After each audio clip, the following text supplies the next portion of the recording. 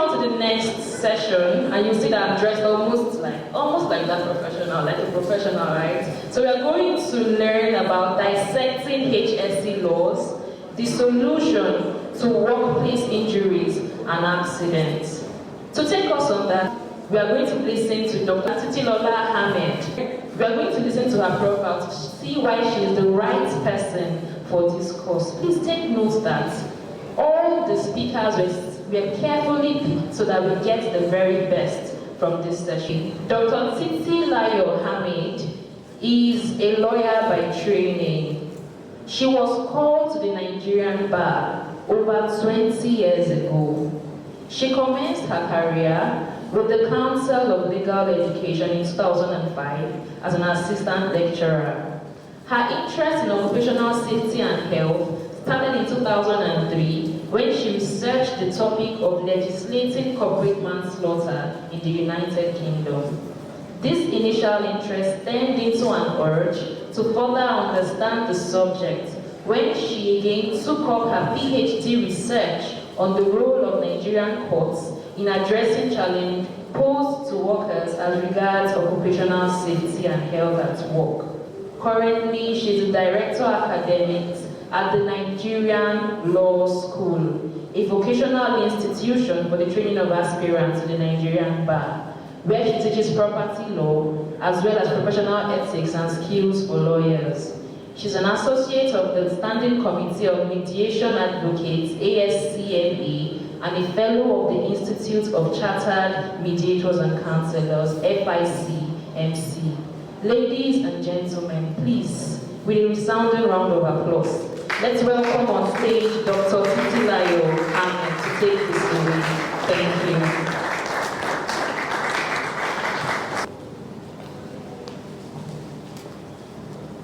Thank you very much. Good morning, everyone. Yes, I'd like to welcome everyone to this August gathering. I thank the organizers for putting this event together, and I thank them for deeming it fit to have me present at this gathering. I was not here at the 1.0, but thank God I'm here at the 2.0 because I had a lot of good feedback at the 1.0, so I'm proud to be associated with this. Right, next slide, please. So the brief given to me was to dissect HSC laws and then find solutions to workplace injuries and accidents. So that's the brief given to me, to dissect HSC laws and then find solutions to workplace injuries and accidents. However, I decided I am not dissecting anything because if you look at the nitty-gritty of the legislative framework that we have in Nigeria, there's really nothing to be dissected because there's no whole standard that defines the space of health and safety. And that is why I decided to tweak that topic and do HSC legal framework as a preventive tool in curbing recurrences of workplace injuries and accidents. So at the end of it, we'll be able to detect which laws are responsible for what and whether they're actually working to curb accidents and injuries at the workplace. Right, so we're all safety professionals in this hall, I assume, or we have one thing or the other to do with safety. So as professionals, I'm sure you can easily spot issues within that picture of what people are doing right or what people are doing wrong, and this is consistent in the environment. So let's jump to our memory a bit. Sorry, the teacher in me, I want to go interactive. Let's juggle our memory a bit. Can we remind ourselves the kinds of hazards that exist in the workplaces? Yes, please, who wants to go? Is there an extra mic? The kind of common hazards, the categories of hazards that we have in the workplaces. Organizer, I hope you have prizes down for people. Physical hazards. Yes, can you tell us your name and... No, please sit down, please sit down. Thank you. My name is Anthony Adedoyin. All right, so before one. Physical hazard. Thank you very much. Physical hazards. Another kind of hazard? Another? My name is Ebuka. We have biological hazard. Biological hazard. Another? Good morning. Good morning. My name is Samson. We have economic hazards. Economic hazards. Thank you very much. Any other? My name is Edina Musoko, Chemical Hazard. Thank you very much. Chemical hazard. Any more? My name is Samote Mitope, Psychosocial Hazard. Psychosocial hazard. Thank you very much. Any other? Shewa Shibanda is my name, mechanical hazard. Mechanical hazards. Any more? Right. Thank you very much for everybody that participated. So for me, I have learned psychophysical hazards. I've never heard of that before, I must confess. So the common ones that I know are physical hazards, economic hazards, biological hazards, of which the coronavirus showed us a lot about. And which other one? Chemical hazards, and so on and so forth. So I'd like to tell you that these hazards, for as long as work has existed, these hazards have always been. Nomenclature can change over time, but an injury is an injury, a death is a death, a disease is a disease. It's always been there over time. There's nothing new to us. So for as long as we have workers in workplaces, there will always be accidents, deaths, and diseases. There will always be accidents, deaths, and diseases. And it's as sure as the rising of the sun every morning. It's as sure as the rising of the sun. So not deceiving ourselves. We have those issues. And the important thing is for us to make sure that we understand that we have those issues. So let's pause again. And I look at that. I say 15 seconds. I'd like you to tell me the sort of things you think you can accomplish within 15 seconds. Within 15 seconds, what do you think you can accomplish? Just think of your daily life. What do you think you can accomplish in 15 seconds? Yes? Good morning. My name is Jima Rashid.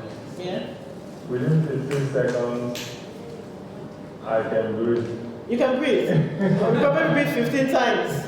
Yes, makes sense. Thank you very much. Anybody else? Yes. My name is Farisa. Within 50 seconds, I can decide what I want to eat. You can decide on what you want to eat. So she's not eating now, she's just deciding on what she wants to eat. Fantastic. Yes, any other? Yes, ma'am. My name is Engineer Midi. Within 15 seconds, I can take water. You can drink water, probably a glass of water. Fantastic. So my own example, within 15 seconds, I can quickly, oh, sorry, there's some hands behind me. Let me quickly take them. The hands behind, yes. Good morning, my name is Ola Mojasola. Within 15 seconds, I can pray. You can pray. Oh, pray, 15 seconds, great. Are you a prayer warrior? All right, thank you, yes. Quickly. Anyone can die. Anyone can die. I agree. All right, let's take the last question, the last one. Good morning, my name is Joshua President. This is what I can appreciate anyone around me. You can what? Appreciate anyone around me. Anyone around you, fantastic. Thank you very much. Fantastic answers. So for me, within 15 seconds, I can quickly text my better half and say, I love you so much. Text.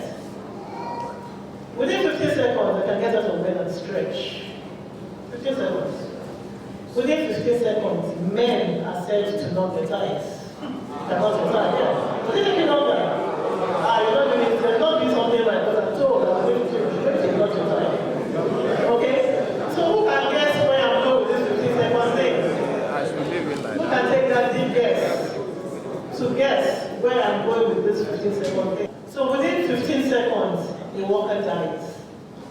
Within 15 seconds, a worker dies. Somebody mentioned it. Within 15 seconds, somebody can die. The reality of workspace in Nigeria or wherever in the world is that within 15 seconds, a worker dies. So you find that when you want to tie, maybe a fancy tie, I notice that nowadays people don't do the conventional tie, people go fancy. So for the amount of time you're tying that fancy tie, maybe 45 seconds, how many people have died? How many people have died? 3 people. There are 6 ties there. It takes 15 seconds to tie one tie. How many people have died there? It's as shocking as that, 15 seconds. And that tells us why we need to take these issues seriously. So the ILO has given us statistics about how people die, 7,500 every day. And then 6,500 related to diseases, and the rest of the world, 1,000 related to occupational accidents. In Nigeria, it's no different. We have 24 estimates of 24 work-related fatalities per 100,000 employees every year, generously donating to the whole figure of 3 million people dying in the world every day. And it's said to be one of the highest in the world, one of the highest in the world. And at the same time, we must remind ourselves that those figures they're not representative. They're definitely not representative, as many of us know here, because we are known for what? Underreporting. Developing countries are known for underreporting, so it's much more serious than that.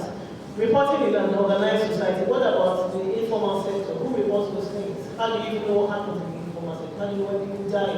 Nobody is reporting what. So it's much worse than we envisage. So we've talked about the death. How does health and safety come in? What does it connote in the first place? So health and safety talks about the protection of people from harm, both physically and mentally. Nowadays we tend to throw in well-being. Okay, we've extended that discussion to well-being. Look at the well-being of workers, and how you can make them well while carrying out their jobs. We also say health and safety connotes a set of principles, guidelines, and practices designed to protect and promote the well-being of individuals in various environments, and then promote prevention of accidents, injuries, and diseases. If you notice the second paragraph, I have underlined certain things: principles, guidelines, and practices. Health and safety is a peculiar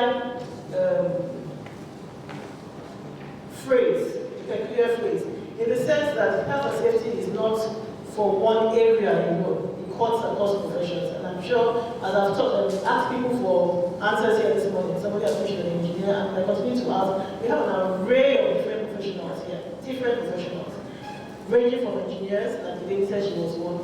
We have medical practitioners, we have healthcare specialists, people in management, law, psychology, economics, IT, architecture and design, culture and ethics, which that I mentioned, and then in business, multidisciplinary. Not one sector can take care of health and safety. Everybody has to be concerned regarding the subject. So how does being multidisciplinary help us? A multidisciplinary approach can identify, assess, and mitigate the risks and hazards that may arise from complex and dynamic work environments, promotes collaboration, communication, and learning amongst different stakeholders. This approach enhances effectiveness and efficiency of health and safety interventions, as well as the quality and sustainability of health and safety outcomes. So we all have to bring hands together to do it and make it work. So why am I being called here as a lawyer today? Because law is one of those disciplines. And how important is that discipline to health and safety? Very important. For everything you as a professional do here, as an engineer, as an IT specialist, as somebody looking at the culture, the ethics, manager, whatever you decide, you bring them together. If you want it to have any meaning, where do you take it to? You put it under a law. You put it under a law. So whatever you do, it's a pillar for the collaborative efforts made by all other disciplines. Right, so I was talking about law being pivotal in the discourse of occupational health and safety. There's no way persons in that multidisciplinary space can come together and put things together, and then at the end of the day, it will make sense if they're not put down as a body of laws. And that is where the law comes in. So we have legislation, we have several legislation regarding health and safety in Nigeria, and we'll look at the current legislative framework in a moment.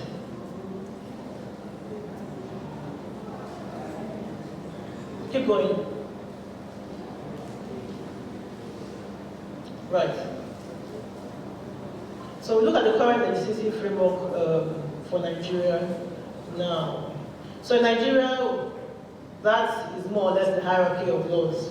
So we have the Constitution, which we refer to as the ground norm in a society. It's the apex law, it's the main law, and you don't, you can't afford to put any law there. It's a sacrosanct law, it must not be disobeyed. Out of the Constitution, you have laws, you have acts. So laws are mainly used for state governments. Acts are usually used as on the federal level. And the same Constitution that gives powers to those acts and laws to be promulgated. So under the laws and acts now, it now gives powers for regulations and rules to be promulgated. So we have all those. So coming down through that, we have a national legislation for occupational health and safety, which, as of today, is the Factories Act, whether we like to admit it or not. We all know, we definitely know that that act has long served its purpose, or observed its purpose. We have the Employees Compensation Act. We have acts that are, regulations that are specific, or acts and regulations that are industry specific. So you have the one that came out of the PIA, you have safety provisions, your mines and mineral regulations, you have safety provisions in your MASA Act, and so on and so forth. You have standards, you have the ILO provisions, conventions, and so on. So the Factories Act, like I said, is the main legislation in Nigeria, whether we like it or not. The Factories Act, we know, is a relic of colonization. Relic of colonization in the sense that it was one of the laws that we adopted while we were undergoing colonization. And at the time when it was in force, it served its purpose because we had a lot of factories, dockyards, and all those things, and it was addressing the issues in those places. But industrialization came. We have convoluted workspaces, we have emerging industries, we have dynamic things that are happening. The Factories Act of 1974 does not listen to all those things, and it cannot withhold the kind of things that we have these days. Like Dapo was saying, we have gone way beyond what was happening in the past. Today we're looking at things like AI. You talk about Factories Act, you talk about AI. They can never come together, unlike you bedfellows. So like I said, at the time it served us well. However, it's no longer responsive to contemporary issues in Nigeria or work issues in Nigeria. I say they are outdated, they are obsolete, they are anachronistic, if you like. They are prescriptive and reactive, and we'll see what we mean by that in a moment. And they're inclined to punishment. The provisions of the Act are more inclined to punishment. So how do we recognize prescriptive laws? Basically compliance, always about compliance. You must, you must, you must, you must. If you don't, you'll be fined, you'll be imprisoned, you'll be punished. Prescriptive laws. So they give directions or instructions, dictates to those that are bound, and there's strict liability to the extent that if you don't do them, then you'll be punished. You don't have a choice. Strict liability. So I'm not allowed to apply common sense, even where I feel it's the best thing to do in the circumstances. I do not want to get punished by the regulator. Prescriptive laws. You just keep going like robots, so to speak. So you have the pros and cons. They are consistent, they are simple, easy to implement, and then they're tested over time. Prescriptive laws. You find them there. So you open your Factories Act, a bunch of prescriptive laws. The other side of it, they're inflexible and they're rigid. Is what the law, that's what the National Assembly has drafted, and that's what it has to be. You find that they're likely to impede innovation and transformation. You don't have a choice, you don't have a discretion of it. That's what the law is. Then you find out that it focuses more on compliance and effectiveness, reactive results, and capable of risking lives capable of risking lives as the operator plays safe. The operator does not want trouble. ILO, on the other hand, ILO standards, on the other hand, are contemporary. So we said we have the Factories Act, which is synonymous to us as Nigerians. We have ILO standards, which we are familiar with. We have the C155, we have the C187, and these are the main ones that we use here. We are allowed to implement ILO standards. What do they look like? They are proactive, they're goal setting, and they're descriptive, like the opposite of what prescriptive legislations are. So they are preventive and they're protective, over punitive, and they are protective to the plight of workers. So we are saying that work has moved away, the way you should treat a worker has moved away from don't do this, don't do this, don't do this, to how can we help you? How can we help you achieve work, to the best of your ability without you getting hurt? So goal setting, how do you get to your goal and you're able to still do the work that you have to do without getting hurt or with minimal injuries. So they have the pros and cons of descriptive or goal setting regulations. They are flexible, they're dynamic, allows for innovation. You can use your discretion. Operator focus as against regulator focus. So you are in that space, you are in that workplace, you should have a say in what, or the control on how it affects you. And then focuses on effectiveness as against compliance. And then the cons, if you lack transparency, how did you come about these laws? It might be a problem. Problems of interpretation, possible, cost of implementation, and then challenge of enforcement. How do you enforce? We have looked at the Factories Act, we have looked at the ILO conventions. We're now looking at the Constitution itself and the powers that it gives you over operational health and safety. So there are two roads, like I have shown. One road is through fundamental principles and directives of state policies, while the other road is through the National Industrial Court of Nigeria. For fundamental principles, you find that under Chapter 2 of the Constitution. What are these principles? They are principles that guard certain rights. Rights in quotes now. And under Section 73, you have that the state shall direct its policy towards ensuring that conditions of work are just and humane. The health, safety, and welfare of all persons in employment are safeguarded, are not endangered or abused. That is clear regarding health and safety. You find that under the Constitution. You're tempted to think that, okay, because this is under the Constitution, it's automatically my rights. No, it's not. The reason is that, oh sorry, this isn't coming up already. The reason is that when you talk about the provisions under Chapter 2 of the Constitution, they are not justiciable. You can't sue any government over those provisions. And you have categories of rights. So health and safety appears to be a right. You have categories of rights. You have the first generation rights, you have the second generation rights. What are first generation rights? Those ones are rights that are negative. The government has no choice but to do them for you. Right to kill, right to freedom of right to life, right not to kill, right to freedom of association, right to religion, right to all those things. Those are sacrosanct. The government has no say, there's no discretion. The government has to abide. However, for second generation rights, the government may choose to decide with lights. Okay, so right to provide schools, right to provide shelter, right to roads, right. The government feels it has more in its budget and it wants to do it, fine.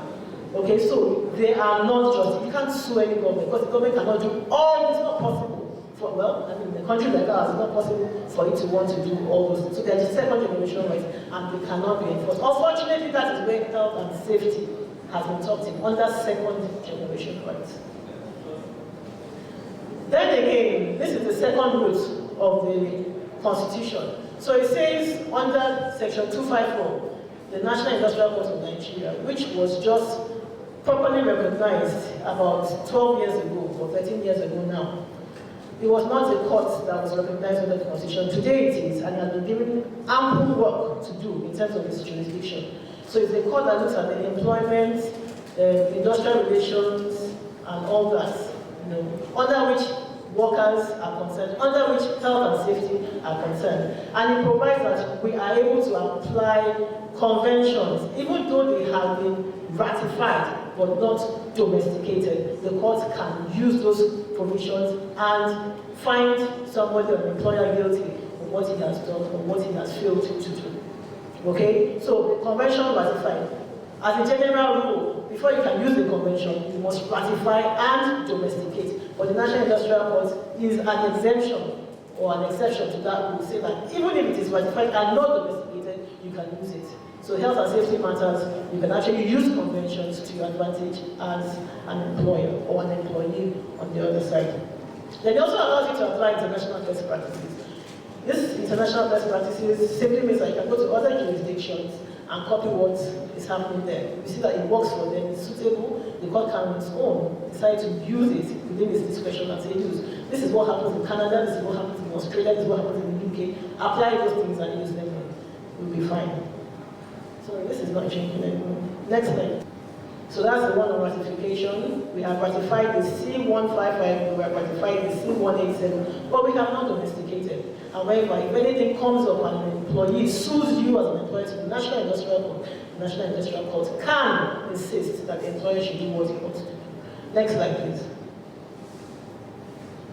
So international best practices.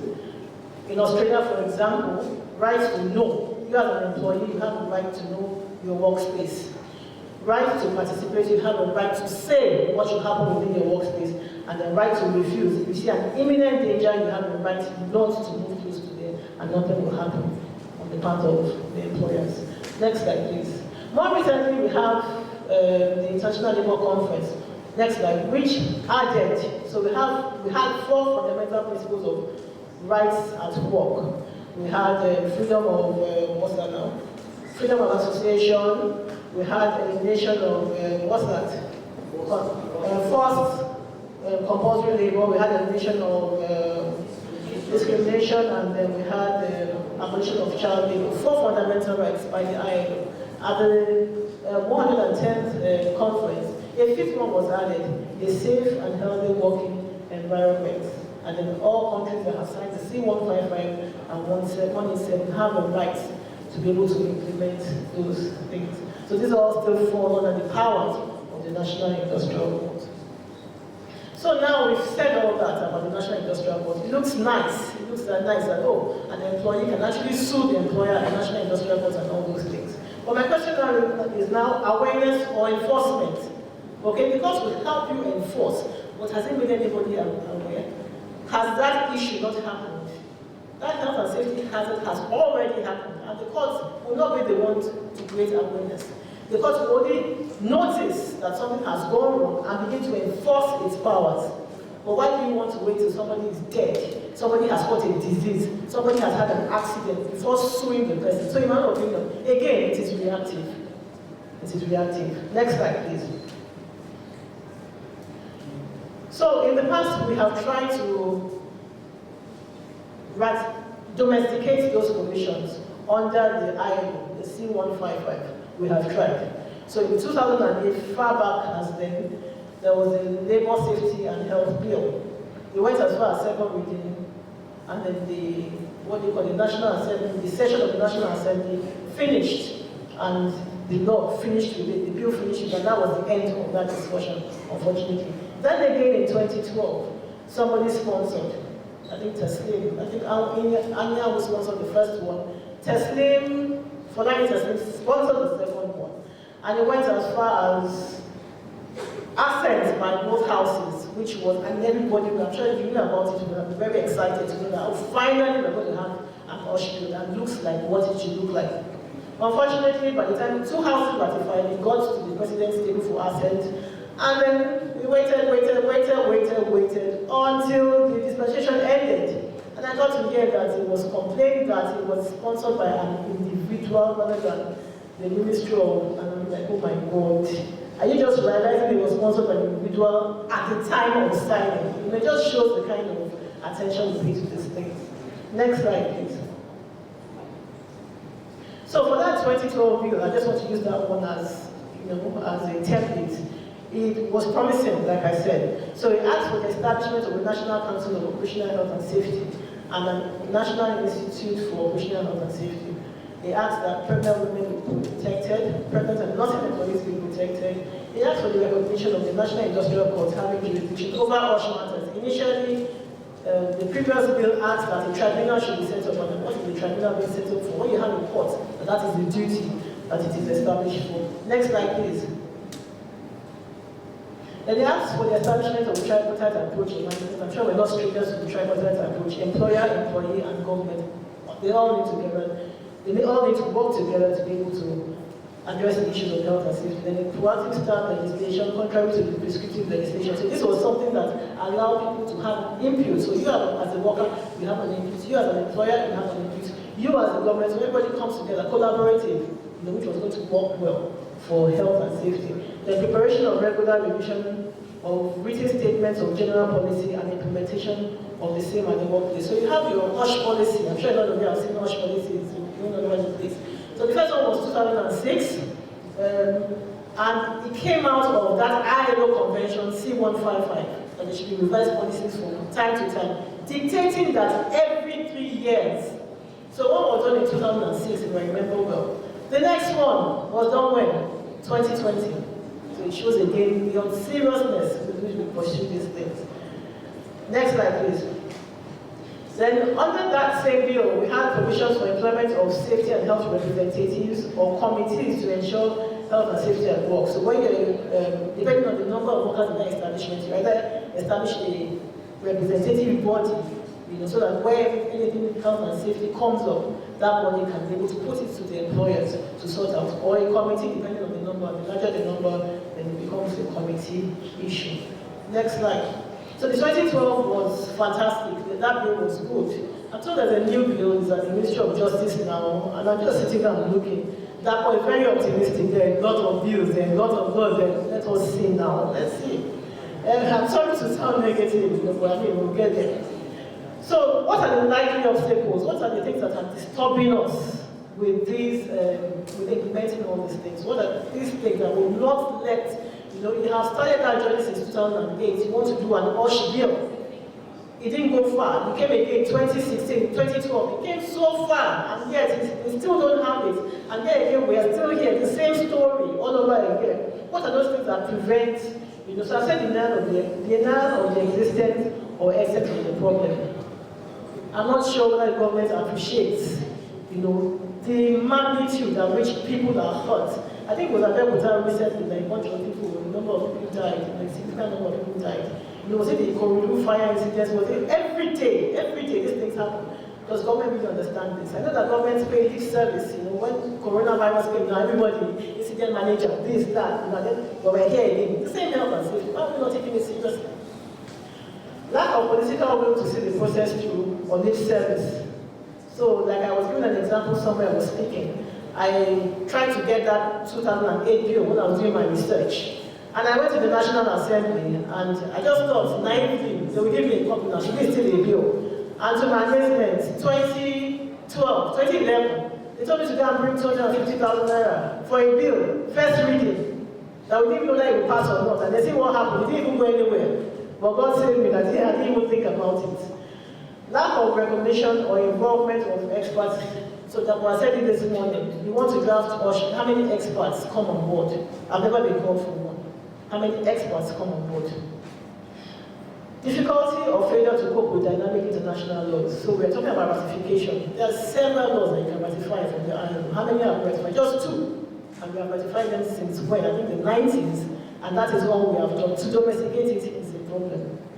Lack of low levels of public awareness. How much awareness are we doing? Thank you to people like Waliu that have put things like this. And what other people do, all you safety advocates that I see on that forum, all the things, all the wonderful things that you do, well done to you.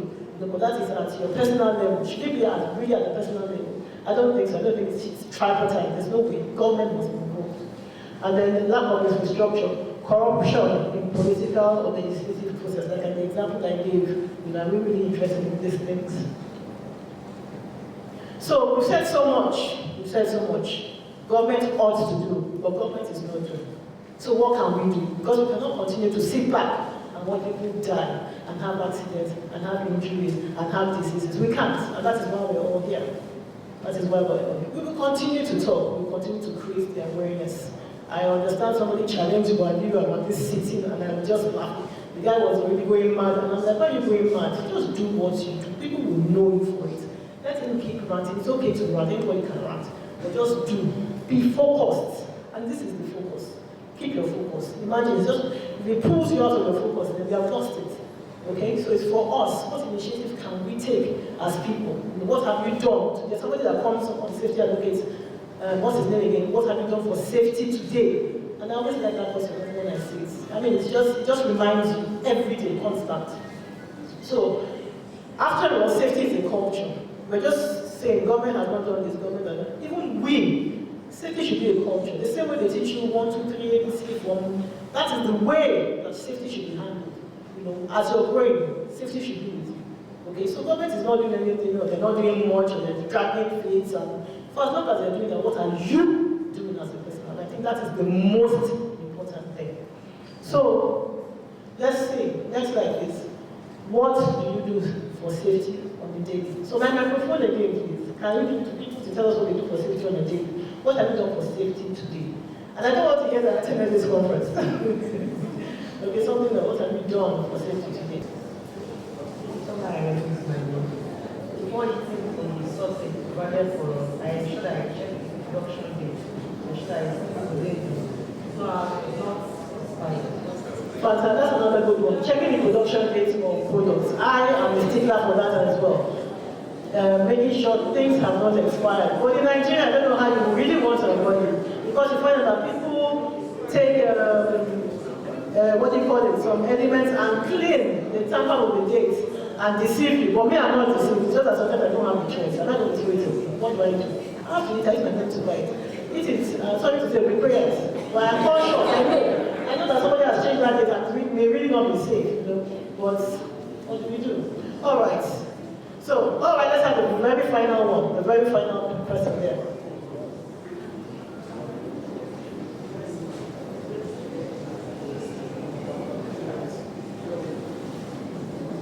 Good morning, ma'am. My name is Kola Promotion.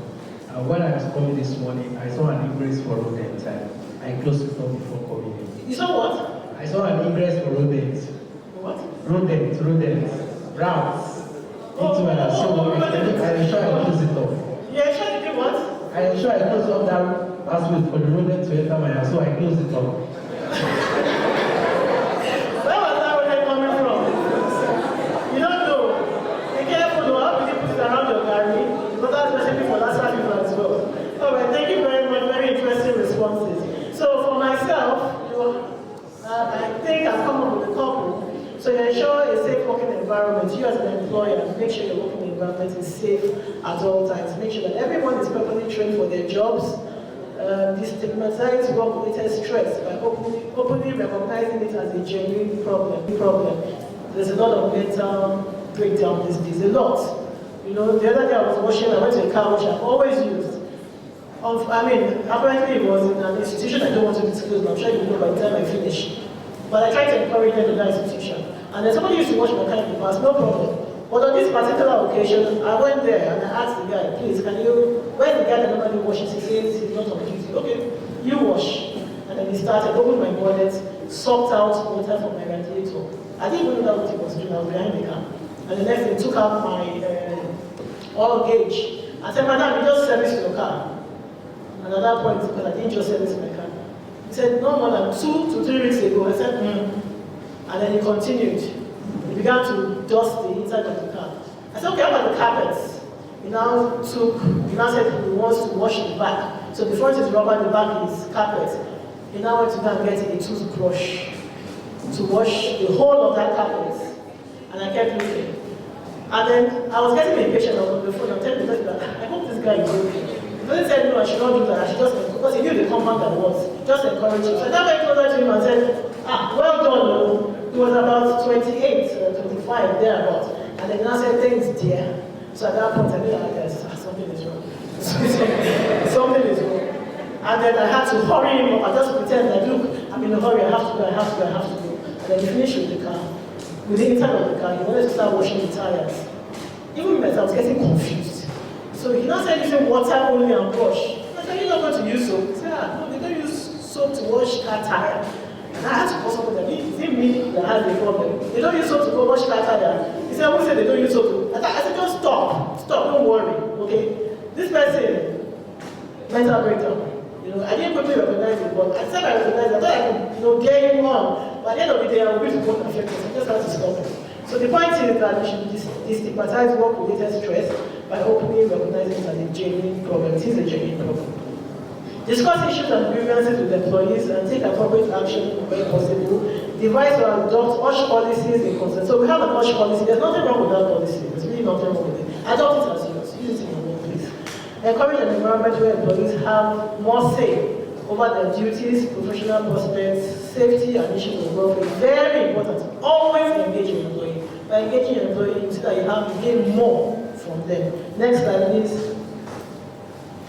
Organize to have a human resource manager, as that was saying, that's the way the world is going. Cut down on the need for overtime by reorganizing duties or employing extra staff. Like he said, work from home. They don't have to come to the physical office space. Work from home. Consider the personal lives of employees and recognize that the demands of home will sometimes clash with the demands of work. We're not saying those employees that are lazy, that always have an excuse every day. The genuine ones, empathize with them. You know, feel their pain and then just pretend like, yeah, work has to go on. It's definitely hard on many, but just engage and show that you have some empathy towards them. And then seek advice from health professionals if necessary.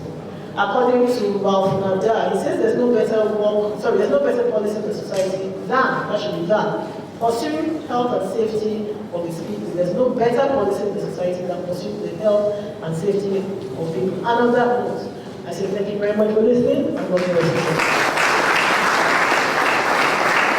Thank you very much, ma'am. Please celebrate that. Wow, what a wall of knowledge and impact so far. Thank you so much, Dr.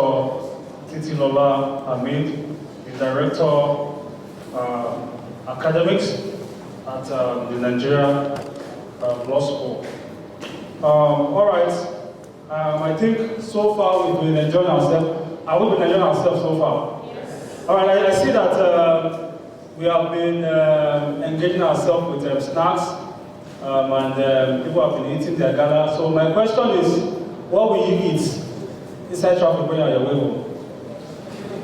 Alright, because I know Ghana and Pepsi and all of that, those are the things that goes handy. So if you are not eating your own, you can just keep it for that spectacular time. And hopefully we don't even get to have traffic today. So thank you so much for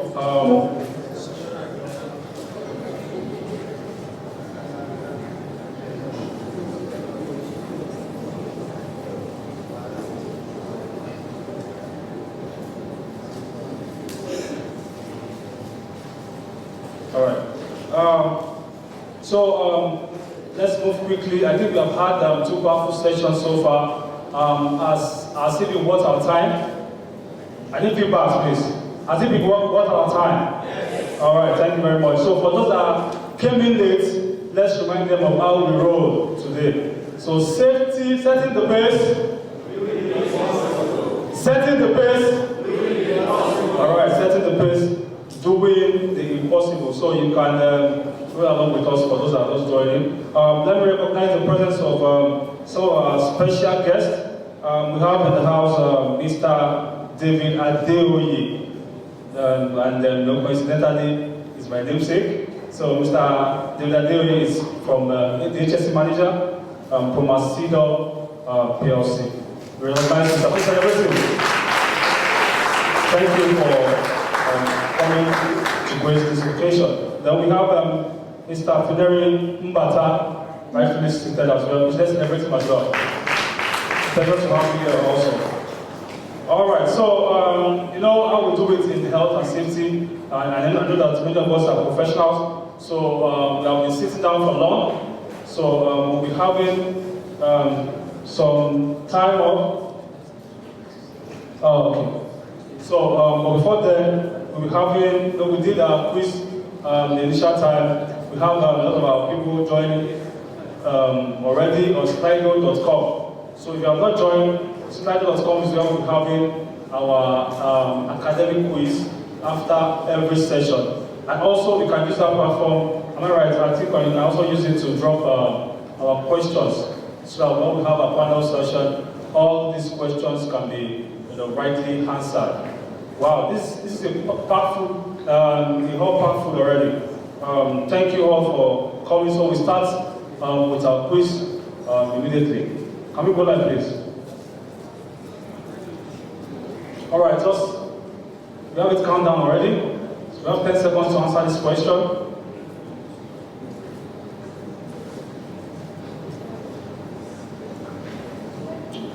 Gone. All right, next. Okay, we have the answer. Can we get the right answer? All right, 30 minutes is the right answer. Let's go to the next question, please. All right, that's the winner so far. All right, it's countdown already. Law can be termed as -2. Productive, preventive, proactive, attentive. Just take your own answer and let's see. All right. All right, preventive is the answer. Next. International best practice borrows from, is it central bank, is it Labo, is it Osusu, is it superior banks, standard? Okay. At this point, I wanted to know if somebody was just Osusu. So, well, thankfully, no one, I would have loved to know that person, All right, let's go. All right, congratulations, Aziz Ogudiran. Aziz Ogudiran is our winner for this particular session. Thank you very much.